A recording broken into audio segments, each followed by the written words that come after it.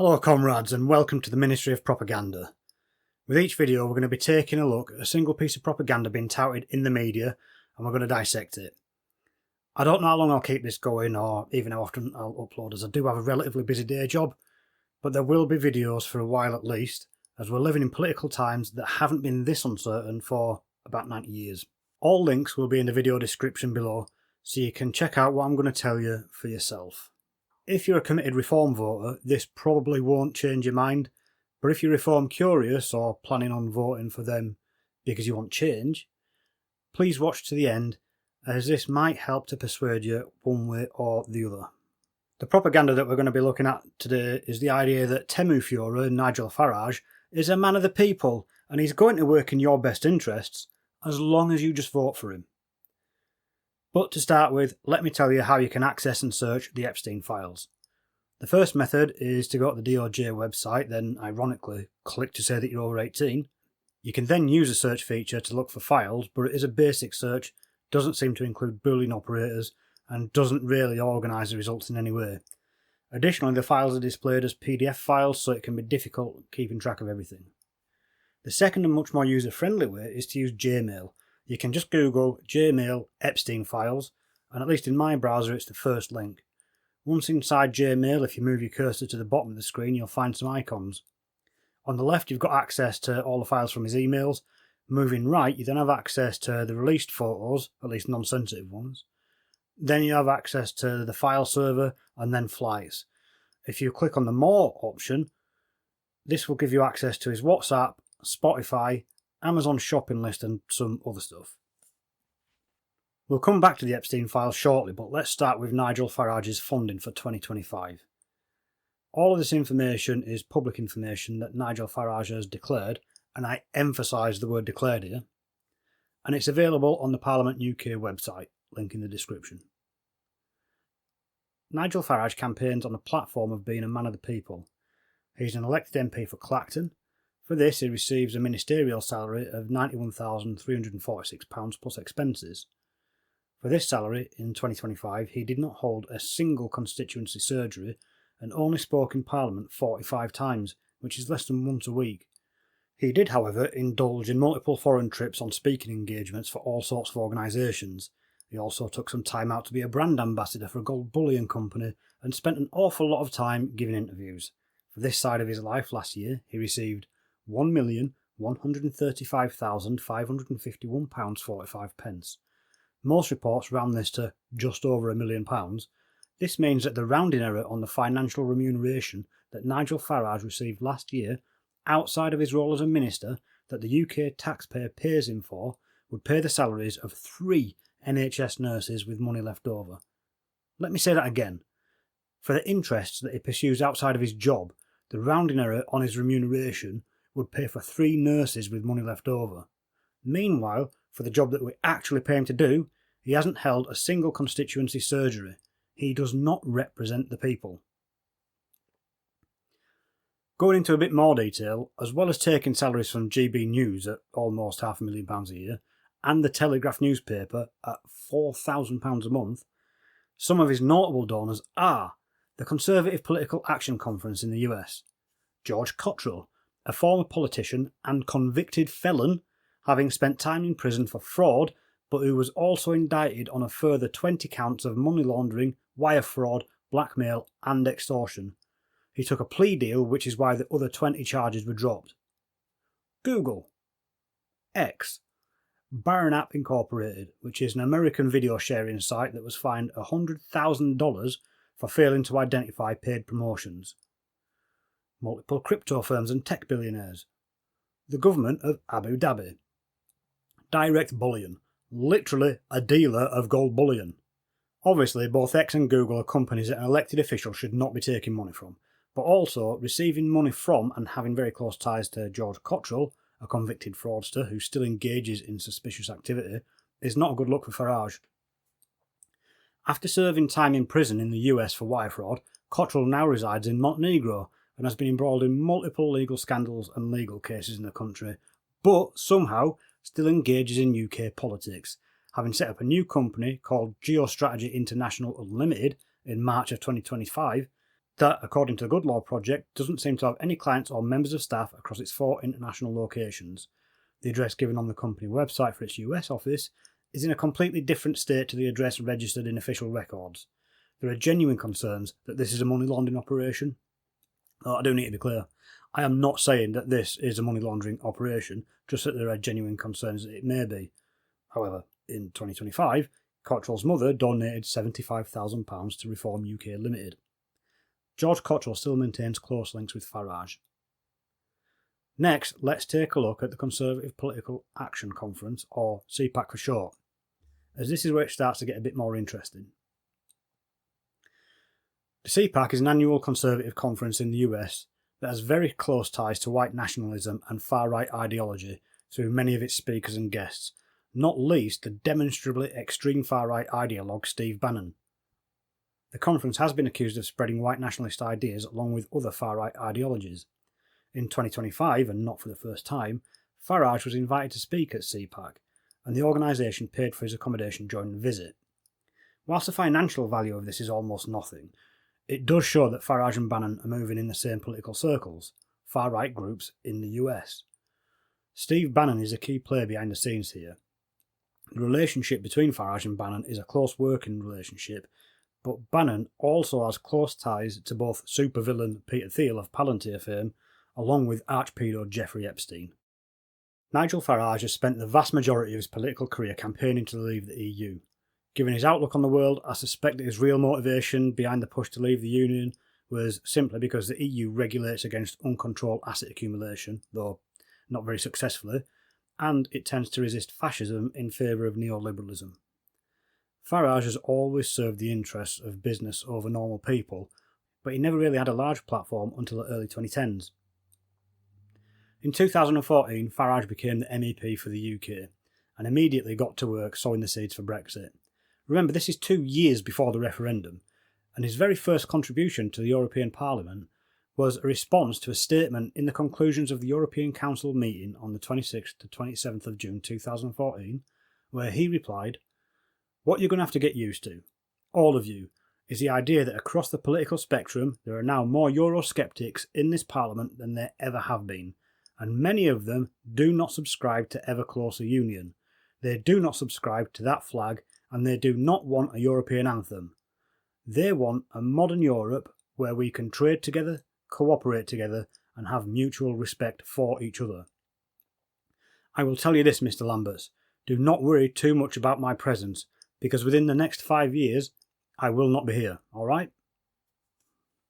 He was only 6 months out with this statement. Now, is that prophetic, or was that planned even at this early stage? From this point on, his relationship with the European Parliament was entirely combative, often putting the UK against our European neighbours, slowly eroding our national reputation. On that point, it is worth noting that currently most Europeans see the UK as the Florida of Europe, hardly an epithet to aspire to. Farage would continue on over the next 2 years, garnering more and more publicity and airtime, publicly pushing for the UK to leave the EU on a platform of uncontrolled immigration and the promise of tax cuts, neither of which were founded in reality. At the same time, the incumbent government treated him as a joke and as a result did nothing to dispel the story that he was weaving. All of this was taking place amidst the fallout of the banking crash and subsequent scandals. The people of the country were rightly angry, and Farage's words found a home in many of the otherwise centrist and left-leaning populace. This finally built to a head and forced then Prime Minister and accused pig botherer David Cameron to call a referendum on the matter. The resulting media campaign was an absolute shambles. On one side, you had Nigel Farage, spreading lies every time he opened his mouth, pulling statistics out of thin air and painting them on the sides of buses. Meanwhile, in the anti-leave campaign, we had them basically doing nothing to disprove his lies and instead resorting to name-calling and making up their own lies about how wonderful the EU was. This resulted in a large part of the population not even turning out to vote, because they were either confused over the constant nonsense, or because they didn't believe that people would realistically vote for something so idiotic. As a result, just over half of the very small voting turnout ended up voting for Brexit. This means that Brexit succeeded on a tiny majority of a very small electoral turnout because most people in the country underestimated the stupidity of the rest of the country, which ironically makes those the stupid ones. How very British. Some of Farage's notable lies were: Brexit will give the NHS an extra £350 million a week. This turned out to not only be a completely made up number, but any actual national savings from Brexit were immediately outweighed by the slowdown of the economy and higher costs of everything due to Brexit. We can control our borders and control immigration. This turned out to be one of the biggest lies. First of all, immigration numbers in the post-Brexit years didn't really fall at all, but more importantly, having left the EU, we were automatically taken out of the Dublin regulation. If you're not familiar with this, this is a piece of legislation that states that any claim of asylum must be processed by the first member country in which the claim was made, and that if it is rejected, then the seeker is barred from resubmitting that claim in any other member country. This means that if an asylum seeker has had their claim of asylum rejected anywhere in the EU and then comes to Britain, we cannot send them back. Given the general shift to the right of most European countries and the rise of open racism due to prominent political figures like Marine Le Pen, along with continuing conflicts in the Middle East, both asylum claims and asylum claim rejections rose in the EU. This meant that the rejected asylum claimants had nowhere to go other than a non-EU member state. Basically, they could go home or come to the UK. As a result of the broader issues around Brexit, this effectively removed many of the legal safe avenues for arriving in the UK to claim asylum. And you can probably guess what happened next. The number of illegal channel crossings in small boats absolutely exploded, quadrupling in 2020 after the UK left the EU, and by 2022 had risen to more than 80,000 crossings. That's an increase of around 3,900%. So not only did net migration not fall, but Nigel Farage, as a result of Brexit, directly caused the small boats crisis. It's worth pointing out here that this happened under the Brexit deal that we actually negotiated. Farage wanted a no-deal Brexit, which would have made things far, far worse. Brexit will boost the economy. This turned out to be entirely false. The economy has suffered massively since Brexit. It's estimated that business investment has fallen more than 12% and maybe as high as 18% since Brexit, and that employment levels are around 4% lower than they would have been if we'd have remained in the EU. It's also estimated that the UK's GDP per capita has fallen by around 6 to 8%, and that total GDP is around 4% lower as a direct result of Brexit. Brexit will restore sovereignty. It turns out that Brexit actually reduced our sovereignty. Not only are we still bound by the majority of European laws, thankfully, but now we have no say in how they are created or amended. In addition to this, as we are now a small, isolated island, trade pressures from the US and other areas of the world ends up dictating our foreign policy, and as a result, we have become an entirely vassal state to the US. Thanks, Nige, you twat. Brexit will allow for tax cuts, including scrapping VAT on fuel bills and reducing corporation tax for small businesses. This one barely needs an explanation. It was a lie, and all of those things have increased in cost, not reduced. Apart from the economic fallout from Brexit, the country has seen an increasingly hostile divide between normal, hard-working people who believe in the common good and the increasingly fascistic, billionaire-funded far right. The vast majority of real problems that people experience in the country today are as a direct result of Nigel Farage being given a free pulpit by our billionaire-owned media. As an aside, this is just one more reason why billionaires shouldn't exist. Moving on to the Epstein Files. Nigel Farage has been mentioned in the Epstein Files numerous times, though there is no communication from him to either Epstein, Bannon or Thiel.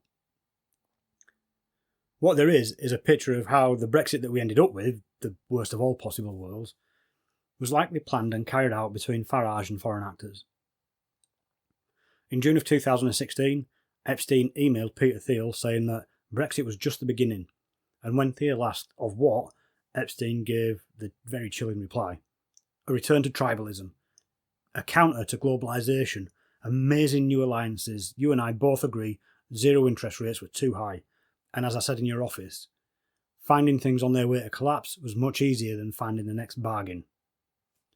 This begins to paint a picture of a developing plan to engineer the fall of democracies into authoritarian states purely for profit. In a WhatsApp communication of March 2018 between Epstein and Bannon, Bannon boasts that he is now an advisor to multiple people in far-right organisations such as the AfD in Germany, Viktor Orban of Hungary and others, but importantly, also of Nigel Farage.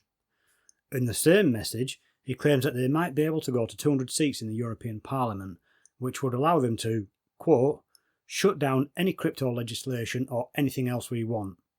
Then in July of 2018, Bannon and Epstein share an email conversation that contains a publication excerpt sent from Benjamin Harnwell, a right-wing Christian nationalist.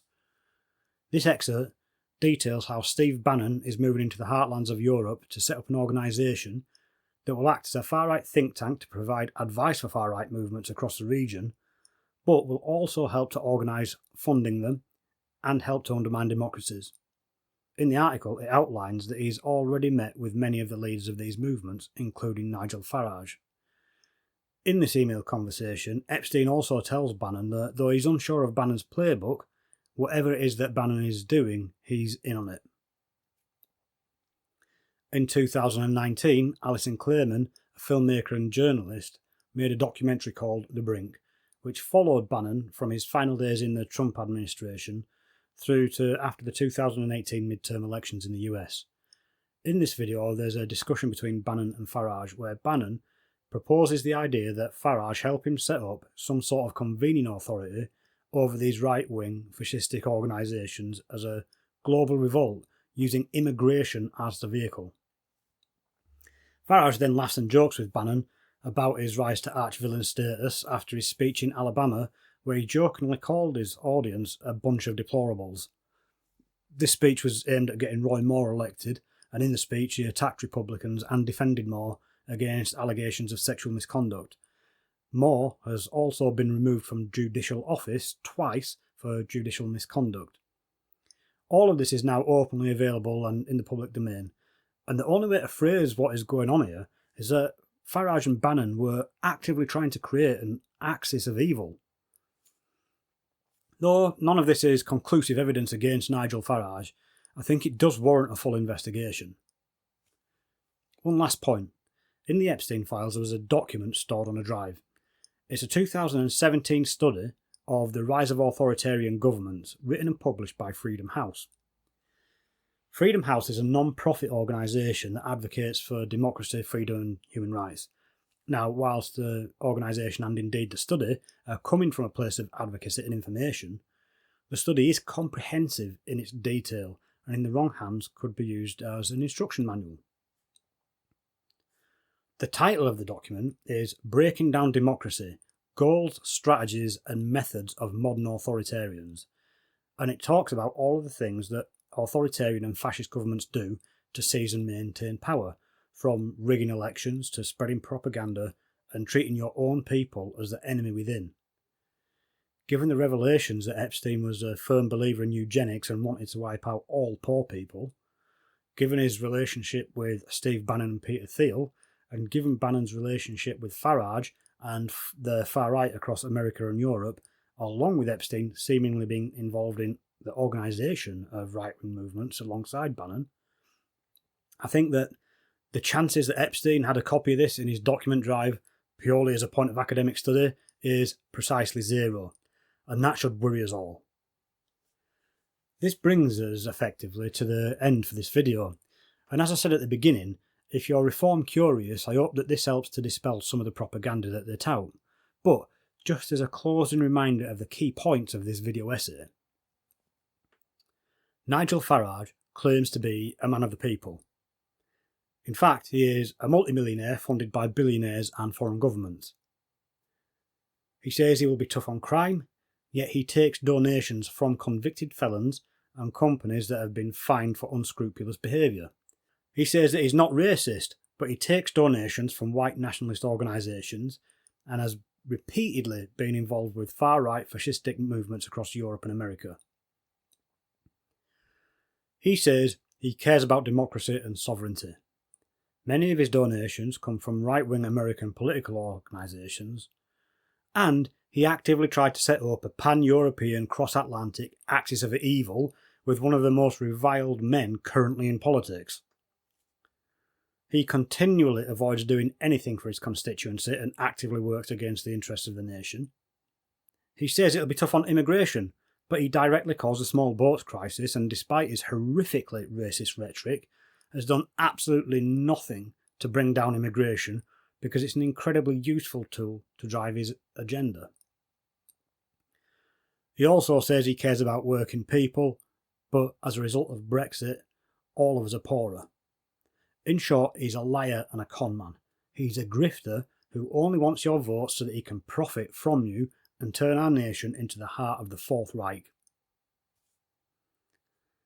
If you liked this video or found it informative, like, comment and subscribe. And remember, the video description contains links to all of the sources used here. And finally, there will be more to come, so keep watching. Thank you for watching, and remember, confront fascism at every opportunity.